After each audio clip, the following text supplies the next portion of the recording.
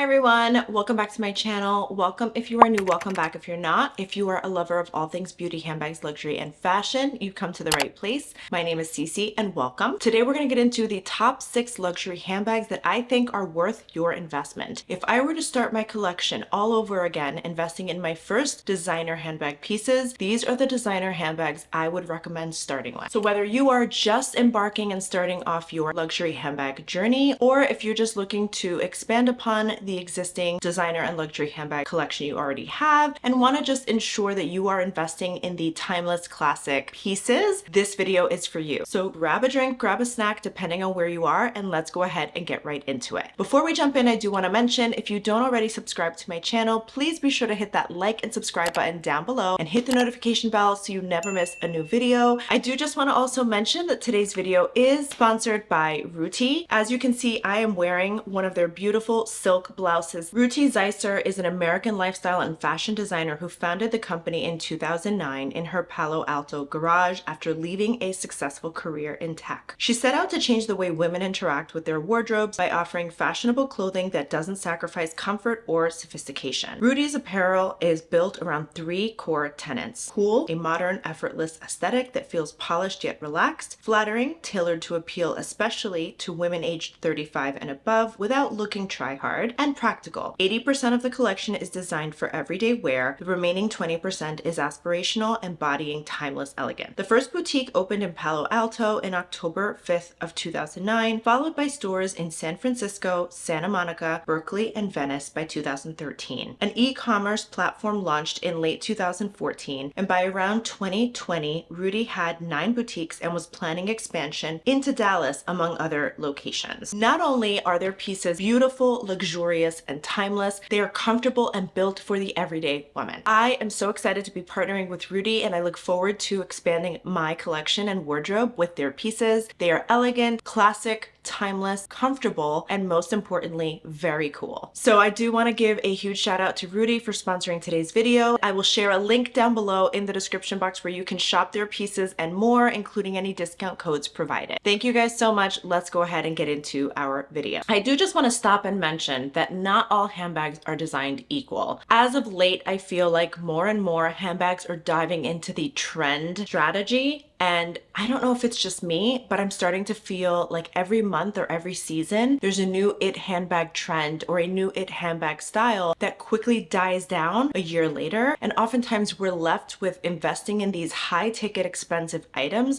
only to feel like we invested in the wrong pieces and are left with a trendy piece that is no longer in style. I have definitely been the victim of this. So today's video is going to help ensure that you don't fall trap to this as well and you don't become a victim of the trend trap. Bags that are investment worthy and what really makes them investment pieces are pieces that will stand the test of time. Their craftsmanship, silhouette, style, leather, hardware is considered timeless and classic, meaning that it is in style 10 years ago, currently, and again 10 years from now. So it really stands the test of time, and it's not something that's popular for one season or one year, but is popular for many years to come. Usually these pieces will retain or increase in value over time. They have a timeless design and brand prestige. They're made with excellent craftsmanship and quality, and oftentimes they have limited availability and exclusivity. I always believe in investing in quality pieces, not in trends. So I try to be very mindful and cautious about which pieces I'm investing in. And before I decide to add something to my collection, oftentimes I like to do some research around it, see what other people are saying about the brand, and give it some time to see if it is a trend-worthy brand or piece, or if it is something that will stand the test of time and remain classic. For that reason, I have to start with none other than, of course, you guessed it, the Hermès Birkin bag. This is the most timeless classic piece there is. Oftentimes, the Hermès Birkin has been compared to stocks such as the S&P 500. Oftentimes, there are trend and values that show that the Birkin actually exceeds the S&P 500 in many cases. places. It is truly a classic piece. It is a handbag that has remained in style and on trend, timeless and classic for many, many years, and certainly a handbag that I know with confidence will still remain relevant and in style 20 years from now. It's definitely a handbag you want to hand down to your daughter or granddaughter. You want to keep it as a family heirloom. Not only has it appreciated, but the Hermès Birkin often doubles or triples in value on the resale market because of its exclusivity and hard to come by strategy. Now, you cannot just walk into an Hermès boutique and demand a Birkin bag. You have to build a relationship. Oftentimes people call it the Hermès game, but you have to build the relationship, show your love and appreciation for the brand before they will offer you the opportunity to buy a Birkin. In addition, these bags are handmade and their craftsmanship is creme de la creme. There have been limited to no complaints of craftsmanship or quality. Birkins are made and built to last. And oftentimes you can find even a classic aged vintage Hermès Birkin on the resale market still sells pretty close to what they offer and go for if you were to purchase them directly from the boutique in perfect brand new mint condition. Other luxury lovers have actually scoured the pre-loved market to invest in a vintage Birkin item, and then they bring it to the Hermès spa to be fixed if there are any flaws or issues with the bag. I think it's a great way to consider jumping on the Hermès journey, but not wanting to necessarily bite the bullet, play the Hermès game, and be offered a brand new one from the boutique. I have actually toyed around with the idea and would consider purchasing a Birkin or even a Kelly bag pre-loved that is in not great condition, one that's extremely vintage. Ooh,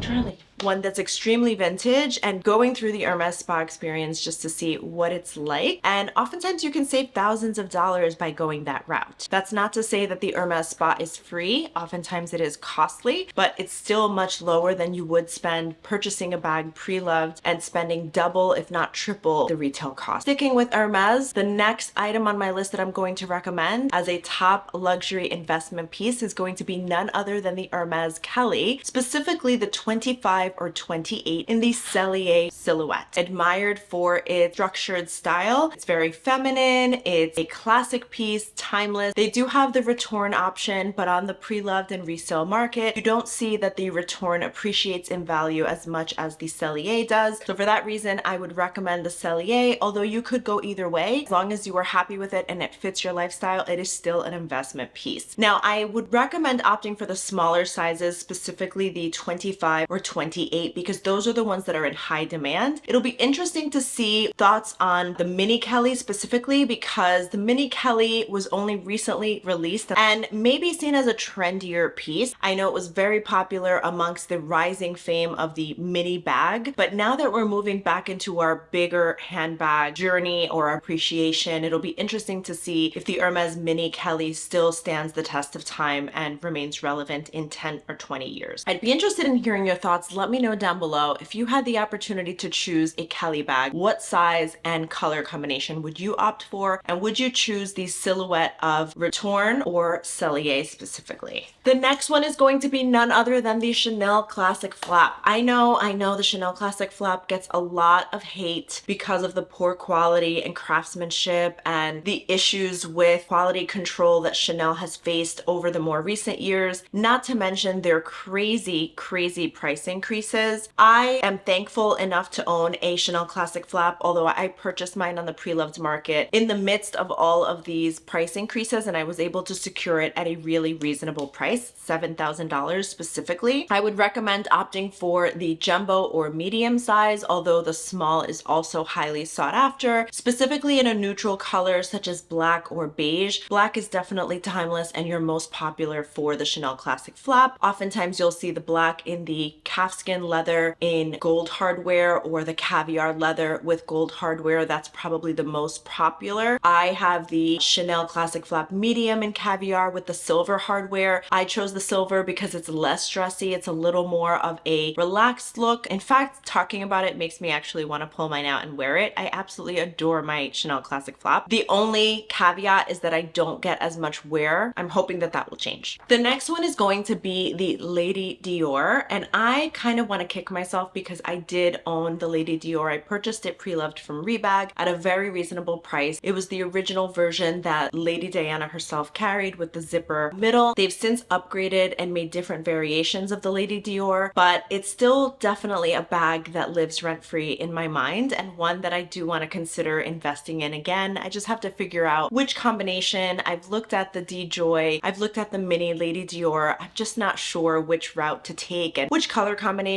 But if you're looking for a true investment piece, I would recommend opting for the classic black with the gold hardware. It's going to remain classic and timeless. It's the one that Lady Diana herself wore. And I would opt for a smaller classic size, so the size small or size medium. It is a beautiful bag. I let it go because the structure of it and getting in and out of the bag with the zipper closure proved to be quite difficult and challenging. It is a gorgeous bag and I do appreciate her and admire her, but the original version compared to the upgraded changes, much harder and much more challenging to get in and out of the bag. And I truly opt for and prioritize comfort when choosing a bag. So for that reason, I had to let it go, but I may consider a newer version that makes getting in and out of the bag much easier, one without a zipper closure, and perhaps maybe even a smaller size. The size I had was the medium, and while it came with a crossbody strap, unfortunately, I wasn't able to wear it crossbody, and I think it kind of overpowered me a little bit, so maybe even a DJoy or a mini where I could wear it crossbody realistically without having it kind of stick out or look too bulky. The Lady Dior is one that will certainly remain relevant for many years to come and will stand the test of time. The next one is going to be the Goyard St. Louis tote. The reason why this one comes up as a classic timeless piece is because similar to Hermès, it is hard to find. It's not a piece you can purchase online. In fact, Goyard does not offer any online sales. You have to go into a boutique or work with a sales associate directly in order to purchase their items. I'm thankful enough to have two Goyard St. Louis totes in my collection and I absolutely adore them. Unlike the Neverfull, which is a bit more structured and a little less pliable, the Goyard is very pliable and moldable. You can easily fold it up and pack it into your suitcase, which makes it the perfect travel companion. I've worn my white St. Louis tote on many vacations and trips. In fact, I think I bring it with me on every trip just because it is so easy to carry and so easy to pack. And you can wear it as a tote bag, a shopping bag, a beach bag. It really has so many different versatile options when wearing it. It's also in high demand on the pre-loved market. Oftentimes you see them go for close to retail, but they are hard to come by and hard to find in the specific color combination you want. I've actually considered and thought about opting for another St. Louis tote in a smaller size. I'm just not sure what color I would opt for. I kind of wish they had it in like a very pastel pretty pink, but I've thought about maybe the green or the yellow, but I'm just not sure. Comment down below, let me know what you guys think. Do you think the St. Louis tote is a timeless, classic, elegant piece, or would you opt more for the Louis Vuitton Neverfull instead? Last but not least, and this one may come as a surprise, is going to be the Fendi Baguette. Now, the Fendi Baguette is really known thanks to Sex and the City, particularly Carrie Bradshaw, who wore the bag in many episodes. She's actually famed for saying it's not a bag, it's a baguette, and boy was she right. I absolutely adore the Fendi Baguette and have thought about investing in one and adding one into my collection. I've yet to do so because I oftentimes focus on and get distracted by other brands. Right now, Miu Miu is still considered the hottest brand, and I was really excited and happy to add the Miu Miu Adventure bag into my collection. Miu Miu is a brand that I've been looking at for probably for the last year or two, and instead of opting for the baguette, I opted for the Miu Miu. I was considering both bags at the time. In fact, they had just re-released the Carrie Bradshaw famed sequence version of the baguette in the purple color, and I was thinking about getting that piece for my 42nd birthday, but instead we were in Paris, we went to Miu Miu, I saw the adventure bag and I felt like it was more me, and I would definitely get more cost per wear. The baguette, for some reason, in the sequence is just not realistic for everyday life, and I feel like it would just sit on my shelf without being used, but that doesn't mean I can't invest on and consider a different Fendi baguette color combination. Now, in terms of classic, definitely your monogram Fendi is going to be very popular. You can oftentimes find them online pre-loved for a great price, but if you can find a rare leather or a limited release like the Mama baguette with the sequins, those are definitely going to hold their value a little bit more because they are rare, and that scarcity mindset often helps lead to appreciation in handbags as long as the demand is there. When choosing your Fendi baguette, choose wisely, but I say honestly, you can't go wrong with any any one of them. They are really perfect and beautiful. I cannot wait to see if it's an item that I end up investing in and adding to my collection. That concludes our video for today. I hope you guys enjoyed. If you did, please be sure to give it a thumbs up. Don't forget to hit that like and subscribe button down below and hit the notification bell so you never miss a new video. By the way, head on over to Instagram and give me a follow where I post daily. I hope you guys enjoyed this video. Thanks again for sticking it out, and until next time. Bye guys.